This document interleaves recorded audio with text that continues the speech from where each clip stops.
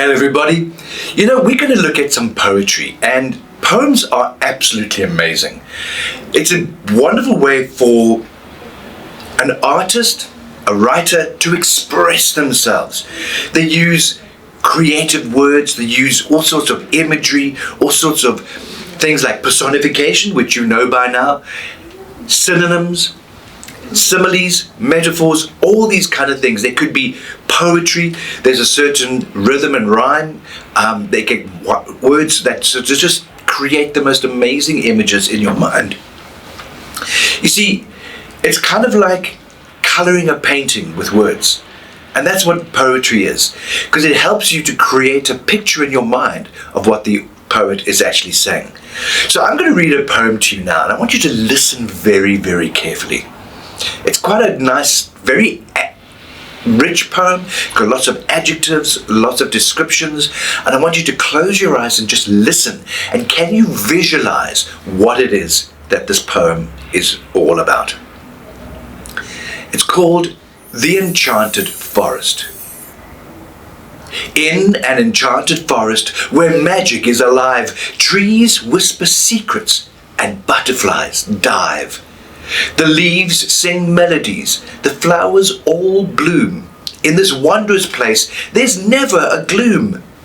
The fairies dance with joy, their wings so bright, a symphony of colors in the soft moonlight.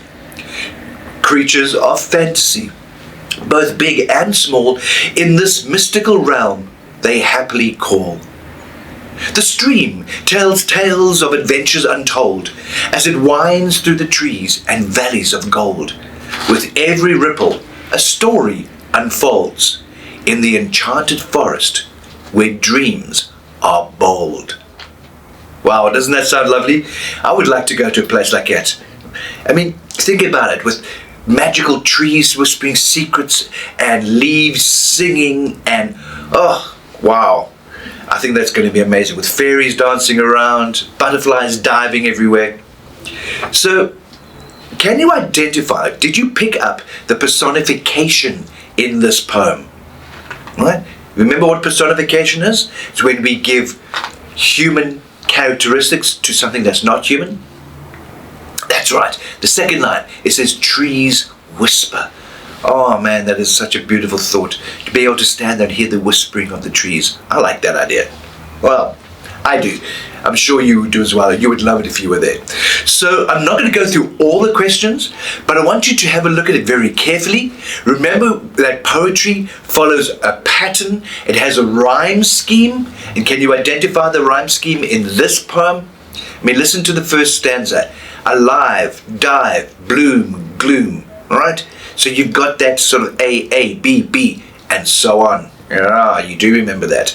So I will leave you now. Have a look in your workbooks. This poem is here along with other exercises for you to do. Read the poem again, visualize it, maybe even draw a picture about it if you want to. But then answer the questions that follow. Cheers for now.